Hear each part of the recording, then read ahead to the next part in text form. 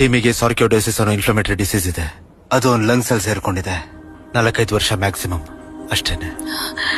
Family doctor ಹೇಳ್ತಾ ಇದ್ದೀನಿ, ಇದಕ್ಕೆ ಕಾರಣ ನೀರು. ಪ್ಲಾಸ್ಟಿಕ್ ವಾಟರ್ ಬಾಟಲ್ ಇಂದ ಬಂದಂತಹ ನೀರು. ಆ ವಾಟರ್ ಬಾಟಲ್ ಹಳೇದಾಗ್ತಿದ್ದ ಹಾಗೆ ಬಿಸಿಲಲ್ಲಿದ್ದಾಗ ಬಿಸ್ಫಿನಾಲ್ ಎ, ಬಿಪಿ ಅನ್ನೋ ಕೆಮಿಕಲ್ ನೀರಲ್ಲಿ ಸ್ವಲ್ಪನೇ ಮಿಕ್ಸ್ ಆಗುತ್ತೆ. ಬಿಪಿ ಮಿಕ್ಸ್ ಆಗಿರೋ ನೀರನ್ನ ಟಿಮಿ ಕುಡ್ತಿರೋದ್ರಿಂದಾನೇ ಈ ಪ್ರಾಬ್ಲಮ್ ಆಗಿರೋದು.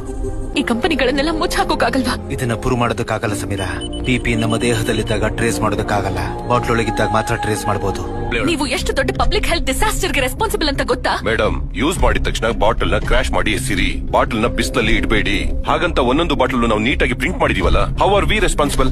ನಿಮ್ ಬ್ರಾಂಡ್ ನೇಮ್ ನ ಮಾತ್ರ ಎಲ್ಲಾ ಭಾಷೆಯಲ್ಲೂ ಹಾಕಿದೀರಾ ಇಷ್ಟು ದೊಡ್ಡದಾಗಿ. ಆದ್ರೆ ವಾರ್ನಿಂಗ್ ಲೇಬಲ್ ನ ಮಾತ್ರ ಯಾರ್ ಕಣ್ಣಿಗೂ ಕಾಣ್ದೇ ಇರೋ ಹಾಗೆ ಅಷ್ಟು ಪುಟ್ಟದಾಗಿ ಹಾಕಿದೀರಾ. ನೀವಿದನ್ನ ಜನರನ್ನ ಕಾಪಾಡೋದಕ್ಕೆ ಹಾಕಿಲ್ಲ, ನಿಮ್ಮನ್ನ ನೀವ್ ಕಾಪಾಡ್ಕೊಳ್ಳೋದಕ್ಕೆ ಹಾಕೊಂಡಿದ್ದೀರಾ. ಇದನ್ನೆಲ್ಲ ನಾನ್ ಸುಮ್ನೆ ಬಿಡೋದಿಲ್ಲ. ವಾಟರ್ ಕಂಪನೀಸ್ ವಿರುದ್ಧವಾಗಿ ಅವಳು ಹೋರಾಡಕ್ಕೆ ಶುರು ಮಾಡಿದ ವಾಟರ್ ವಾರಿಯರ್ ಆಗಿ ಅವಳನ್ನ ಹೋಗಿ ದೇಶದ್ರೋಹಿ ಅಂತಿರಲ್ಲ.